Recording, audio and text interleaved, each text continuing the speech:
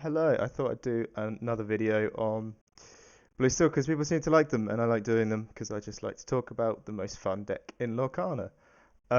This video is going to be a little sort of just a quick guide on different matchups. So this one's I'm starting with the mirror because a lot of people ask about it. And yeah, I can say it's about as fun as any mirror in any game. It's always been a weak part of TCGs, but we'll take it as it is, and there is some plays to be made in there. Um, Yeah, so looking at this list, this is my current list that I'm playing right now. There might be some things in there that are different to the ones you might have seen on Twitter or something, but this is still pretty solid. And as I say, the core of what Blue still is, it'll be the same. You've got the Smees, you've got the Ramp, you've got Cogsworth, you've got Tinkerbell, you've got Grab Your Swords, you've got the Wheel, you've got the Dimes. So we've got things new that you might not see, like Argus here. He's just a thing to challenge Sisu and Flynn. So don't worry about that. Easily you can swap that out for Brooms. And we're trying some manners because a lot of people are going back to 4x, be prepared. But like I say, easily you could swap that out and you could put in some more Tamatoas or more areas or new bells or wherever you want to fill out, really. Fill out more removal if you like. So yeah, the core of the deck is the same. So we're looking at that. We're looking at this one, but yeah, you can look at any of them and I could walk you through the mirror. Um, so yeah, on the play, you're at great advantage because you're both just basically going to be doing the same thing, but you get to do it first, and then your opponent will basically be watching and hoping you slip up, hoping you miss the core parts of it. I think is Smee, Ramp, Cogsworth. So they're going to be hoping you miss the Smee and they get their Smee down, or you get the Smee and then you miss the Ramp, or you just miss all of it.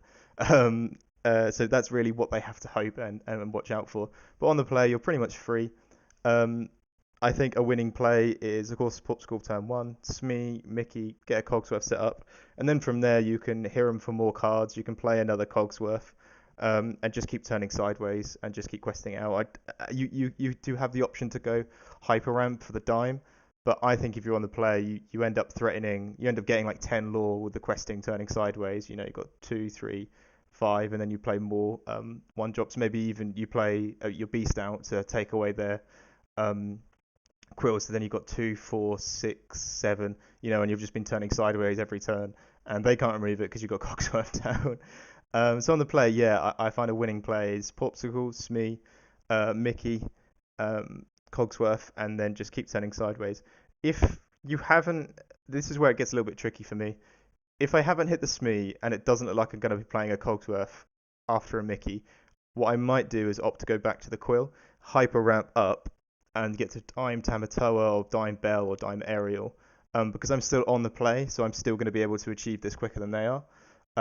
So if it looks like, I've had a bit of a janky turn, I didn't hit the Smee, so I haven't been questing, or I'm not going to quest, um, hitting the Mickey into the Cogsworth can feel a little bit underwhelming. But like I say, all of this comes down to sort of feeling out the matchup and when you play it. If they hit Smee and then you play Cogsworth, or you play Mickey, sorry, because you've missed your Smee, and then you play Cogsworth, it doesn't feel as tempo heavy going questing sideways. So you might want to go, actually, I'd play a Quill out here.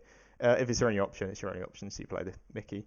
Um, and then, as I say, on the draw, you want to do the same thing. You still want to Smee, Mickey, Cogsworth. You sort of this is how I win the mirrors, and anyone can judge me for this. And this is how I've been doing it on Real Play Network. You sort of just want to watch them and hope they I'm not going to use the word slip up, but they give you a gap in. So they might do Smee, Mickey, Cogsworth, and you think, okay, that's a solid questing sideways. I'm going to have to do things like Zeus or Smee, and that's just not feeling great. But they might end up giving you a way in by, say, singing a whole new world from Cogsworth and exerting sideways, and you can dive in and take out their Cogsworth, and then you can just win the board back that way. Um, but yeah, if they were to say whole new world and get a second Cogsworth and put it down, I think you just even throw in the towel. Um, the only thing you can do is if they are going to hype, if they're just going to keep questing aggressively, as some of these lists do, the Mickey lists essentially, you can just try and race to the dime and try and get a dime target out and start tapping them, because they're going to be in a board state where you just can't clear it. But yeah, there's a few mentions about it. What I can do as well, I can simulate, because that's fun. I can simulate a few hands. So if I was on the play and I was playing the mirror, so what I would start with, of course, Let It Go is actually quite useful in the mirror, but it's not useful in the starting hand. and neither is dime. So what we can do here is we can commit to the Mickey, um, and we can get rid of the quill if we want to look for the more Cogsworth, or we could keep the quill thinking if we do not end up getting a very healthy hand afterwards, um, we can opt to play the quill instead of the Mickey. But I'm going to play aggressive and commit to my play and get rid of the quill. So we want to go 1, 2, 3, and then we got the Cogsworth. So I'd actually say this is, and we got this as well. Relatively nice hand. Start with ink. We might have to throw him away, which is kind of sad. Or we've got the whole new world. So yeah, I would throw the Hiram away, play the Fortisphere, draw, play the ink something, play the Smee. Hopefully we draw ink. We'll be quite ink starved unless we draw more ink from this.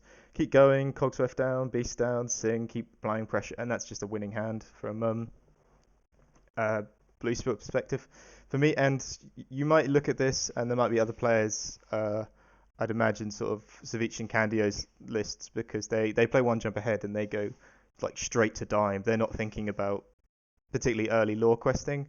I mean, they might do.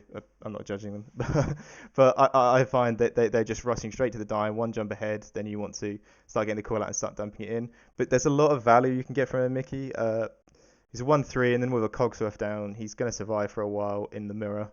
At least it's going to be hard for people to remove him. And do they really want to remove something that quests for 1? So he can end up netting you about 3 to 4 before anyone's starting to deal with him.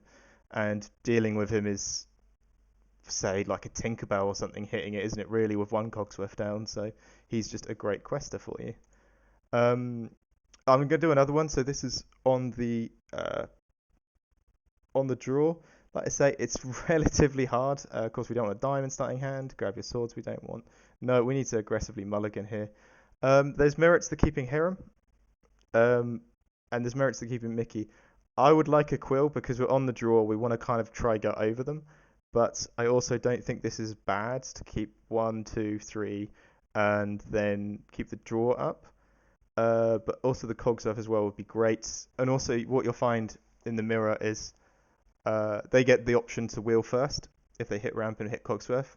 So it's kind of tricky if you want to draw cards or you want to keep some cards in hand because it's likely they might wheel. So I think it's a tough one.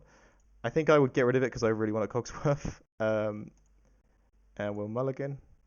And that's not looking particularly amazing here. So we draw on the turn and we get the popsicle down.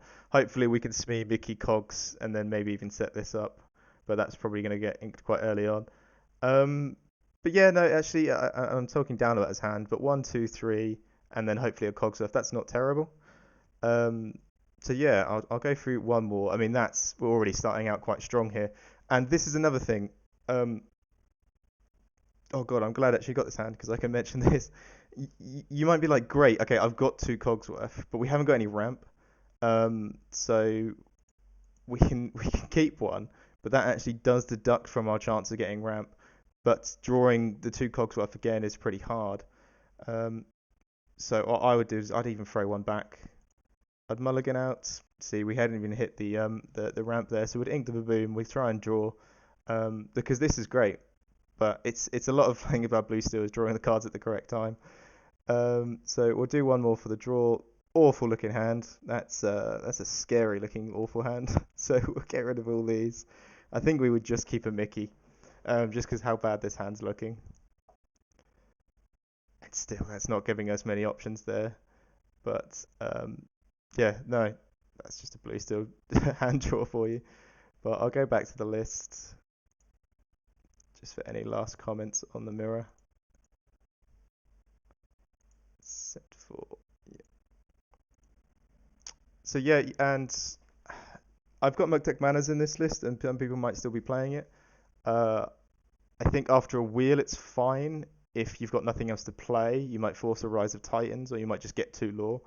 But in the mirror, it's not a particularly amazing card. If you're watching them hyper ramp, so they're playing one jump ahead and stuff, they are going to wheel most likely all of the time. So what you can do is just throw your stuff out on the board and just keep it quite active. Also, Let It Go is a good card to have and to play at a relatively high count. A relatively high, I mean 2, but you can go up to 3. it's just to sort of win that board straight back. Sort of if you're going tit for tat characters, and then you can just take one of theirs out and then continue questing, is really good. And that's also why Hades would make it into the list if you do struggle with the mirror. I would say put a Hades in there, because what you can do is, let's say you ramp up to this point where you're playing things and cogs, both of you are developing cogsworth, so like removal like Zeus and just trading isn't going to work. But you're like, okay, I play Hades down, and you'll take either a Smee, Tinkerbell, if Bell, or a Beast or something, anything that's a two-quester, even a Tamatoa, and you'll be like, your thing's gone, and I have a 3/6 on board that's going to quest for 2 every turn, and just turn sideways and win the game. So that's just another great option in there. But yeah, I don't think there's actually too much more to talk about in the mirror. It's just the way I play it is get your early Smee, Mickey, Cogsworth set up, and 2 Cogsworth down's probably going to win you the game. They're never going to be able to remove all of that. So yeah, I think there's no much more I can say on that. So thank you.